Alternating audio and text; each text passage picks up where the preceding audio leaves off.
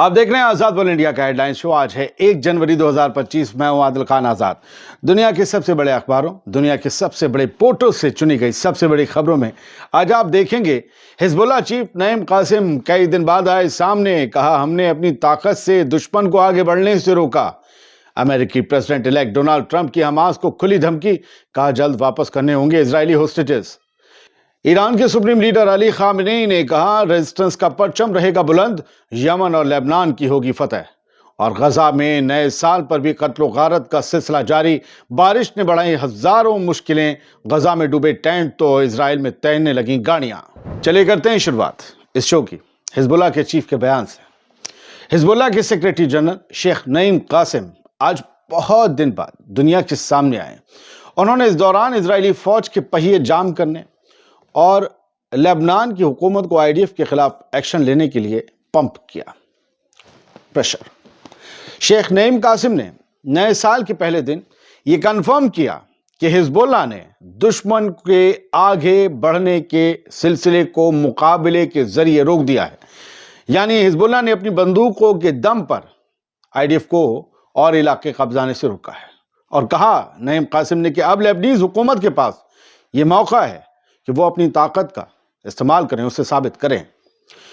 नईम कासिम ने कहा कि रेजिस्टेंस फोर्स बरकरार है, वो अपनी ताकत दोबारा हासिल कर चुकी है और उसे एक वफादार ग्रुप का सपोर्ट हासिल है जो इसे मजीद मजबूत बनाता है। ये इशारा ईरान की तरफ था।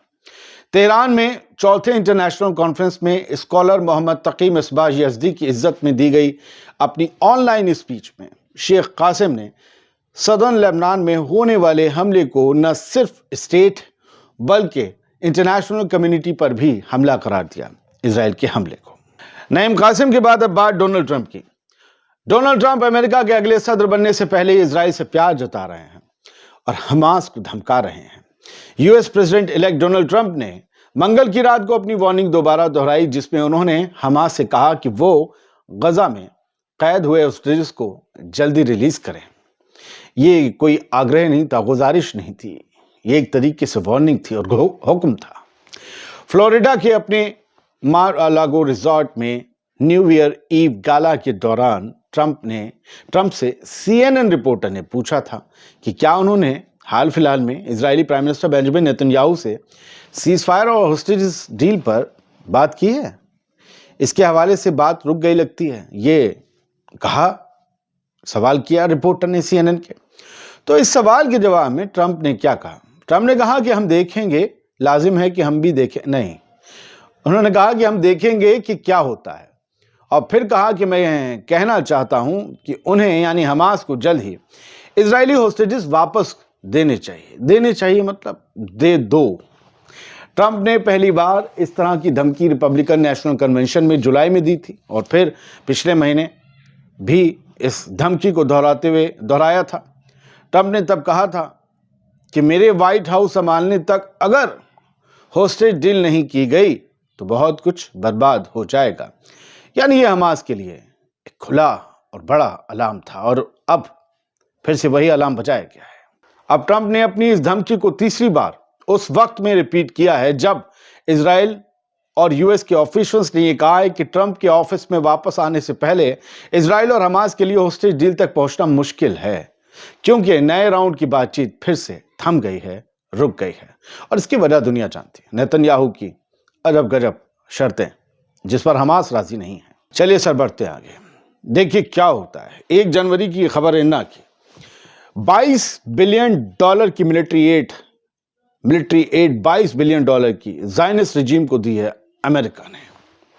$22 बिलियन के हथियार अमेरिका ने इजराइल को दिए हैं। किस पर बरसे? अगर मान लिया कि पूरे नहीं चले, आधे भी चल गए, आधे नहीं मतलब $15 बिलियन के किस पे? गजा पर, फलस्तीनियों पर।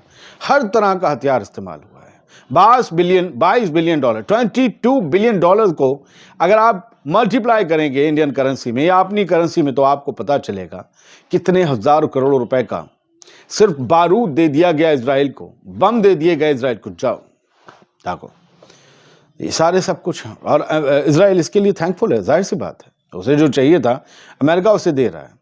ये कहा है कि ये उछाल था 2019 से 69% तब था, अब 78% हो गया उछाल।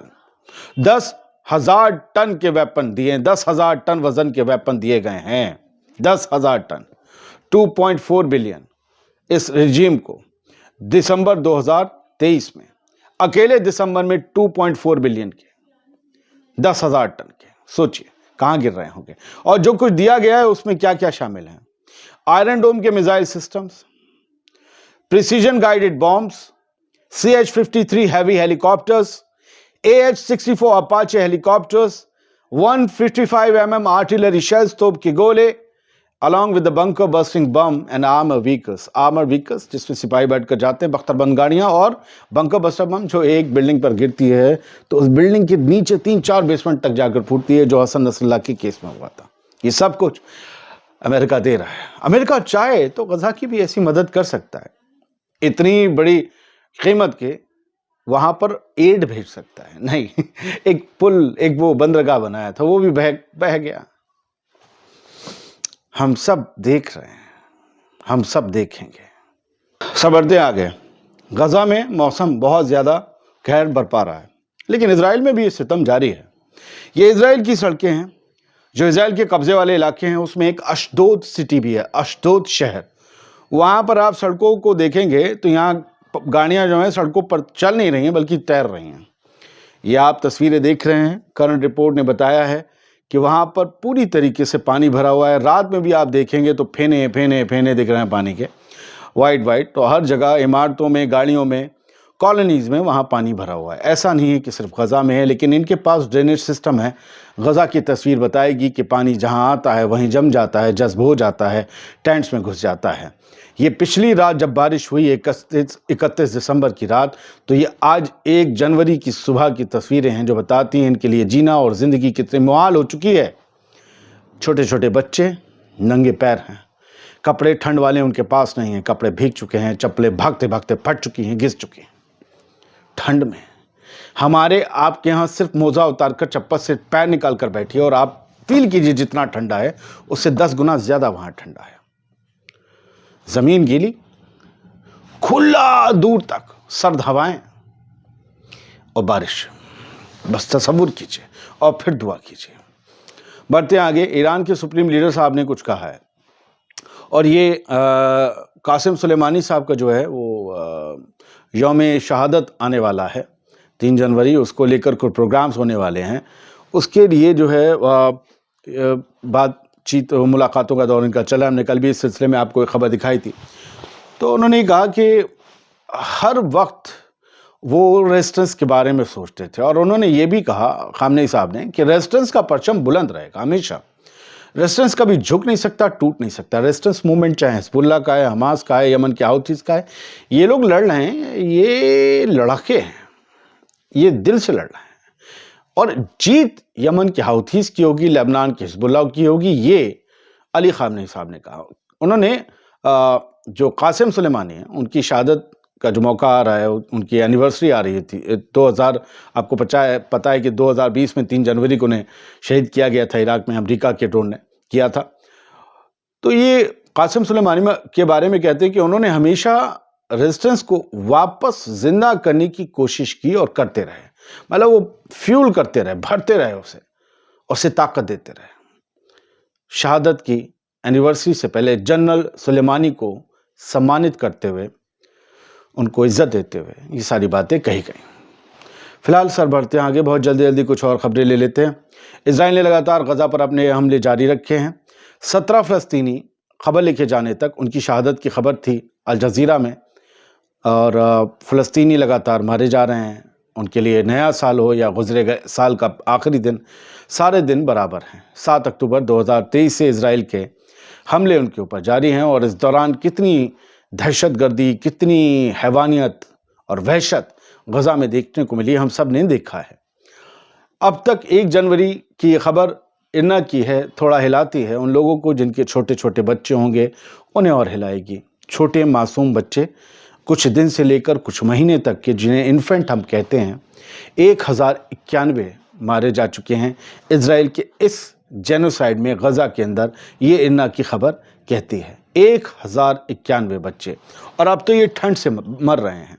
یہ بتایا گیا ہے کہ جب سے بامبنگ شیلنگ کیمپین شروع ہوئی ہے تب سے 1091 فلسطینی انفینٹ مارے گئے ہیں۔ 238 infant were martyred just after their birth, اور 238 ایسے تھے جو فوراً اپنی پیدائش کے بعد مر گئے۔ تو یہ ساری کہانی ہے۔ 45,541 کل لوگ شہید ہو چکے ہیں، اور 17,000 ان میں سے بچے شمار کیے گئے ہیں۔ ایک بہت بڑی تراژدی ہے جو ہم دیکھ رہے ہیں، نوٹ کر رہے ہیں۔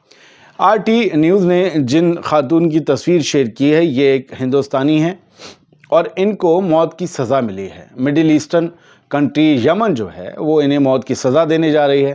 ان کے معاملے میں جو سب سے تازہ اپڈیٹ وہ یہ ہے کہ یمن کے صدر نے، پریزیڈنٹ نے ان کی موت کے روانے پر دستخط کر دیے ہیں کہ انہیں موت ہی دی جائے۔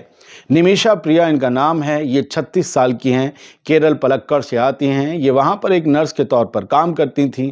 پھر کچھ پیسے اکٹھا کر کے انہوں نے یمن کے ایک سٹیزن کے ساتھ ایک کلینک کھولنے کی سوچی۔ پھر اس کے بعد وہاں پر سول وار چھڑ گئی، ان کا جو ہے وہ معاملہ سب گڑبڑ ہو گیا۔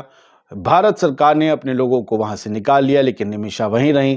اس کے بعد جس شخص کے ساتھ انہوں نے کلینک کی تھی وہ ان سے دھوکہ دھڑی کرنے لگا، جو ان کا کہنا ہے، اور پھر ان کے پیسے بھی ہڑپ لیے۔ ان کو کلینک اپنے مالکانہ حق پورا دکھایا، پارٹنرشپ ان کی ختم کر دی، بلکہ ان کی شادی کے اور فوٹو کے جو کیرل کے شخص کے ساتھ شادی ہوئی تھی وہ ثبوت ختم کر دیے، جو رپورٹ میں نے پڑھی BBC کی اس میں۔ اور پھر ان کے ثبوت ختم کرنے کے بعد خود ہی دستاویزوں میں اپنے آپ کو ان کا ہسبینڈ دکھا دیا۔ بعد میں خبر آئی کہ نمیشا نے اپنے پتی کو مار دیا۔ ان کے میاں نے جب یہ خبر کیرل میں پڑھی، بولے میں تو زندہ ہوں، یہ کیا ہو گیا؟ پتہ چلا کہ اس شخص نے انہیں اپنی بیوی دکھا رکھا تھا، اور یہ اس سے اتنا پریشان ہو گئی تھی، حالانکہ اس نے ان کے ساتھ جو ہے صرف بدتمیزیاں کی تھی، پیسہ ہڑپا تھا اور کچھ نہیں کیا، اور اسی ناطے اس نے سب ہڑپا کیونکہ انہیں لیگلی وائف بنانا تھا۔ تو ان کا پیسہ ہڑپا۔ الزام یہ ہے کہ انہوں نے اس وجہ سے ان کا قتل کر دیا، جبکہ نمیشا اس سے انکار کرتی ہیں۔ ان کی آزادی کے لیے باقاعدہ مہم چل رہی ہیں۔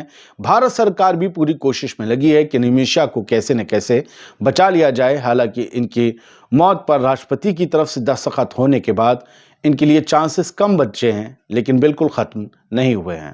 ہم دعا کرتے ہیں کہ بلڈ منی کے تھرو ان کی جان بچ جائے اور یہ اپنے گھر آ جائیں۔ خیر، بڑھتے ہیں آگے۔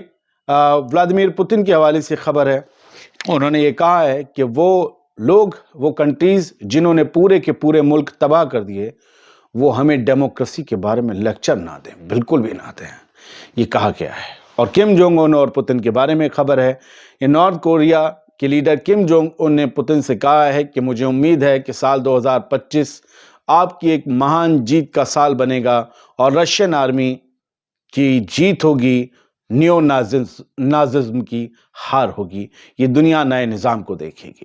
بہت بہت شکریہ، سلامت رہیے، خوش رہیے، چوروں سے ساودھان رہیے۔ پچھلے ویڈیو میں نے ایک چور کا نام لیا ہے جو میرا نام اپنے ٹائٹلز میں یوز کر رہا ہے، آزاد بول انڈیا۔